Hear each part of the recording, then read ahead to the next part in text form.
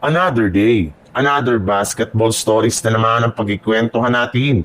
At ngayon nga ay ang pag-uusapan natin ang balitang 5-team trade na magagawa ng Los Angeles Lakers at ang balitang paraan para makuha ng Golden State Warriors si Trey Murphy III.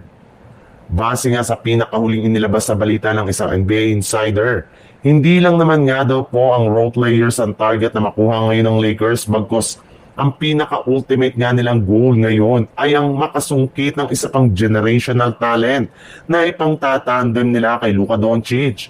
At kabilang nga sa mga target nila ditong kunin ay either si Giannis Antetokounmpo ng Milwaukee Bucks o di kaya si Nikola Jokic mula sa Denver Nuggets. Bagamat man nga pareho pang merong kontrata ang dalawang player na ito sa kanika nilang mga kupunan, ay wala pa rin naman nga silang pinipirmahan na bagong contract extension.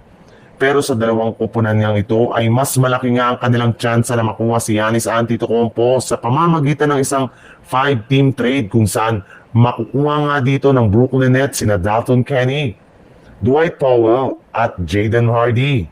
Masusungkit naman dito ng Dallas Mavericks sina LeBron James, Bronny James, Andre Jackson Jr., Tyler Smith at Drew Time. Makukuha naman dito ng Los Angeles Lakers sina Giannis Antetokounmpo, Oliver Maxence Prosper, Tyrese Martin at 2 trade exemptions. Makukuha naman dito ng Milwaukee Bucks sina RJ Barrett, PJ Washington, Caleb Martin, Najee Marshall, isang trade exemption at 5 first round pick. Masusungkit naman dito ng Toronto Raptors sina Daniel Gafford at isang trade exemption. Sa ibang balita naman, base nga sa inilabas na balita ngayong araw ng isang NBA insider, 100% rin naman nga daw pong sure na sasali si Al Horford sa lineup ng Golden State Warriors ngayong offseason.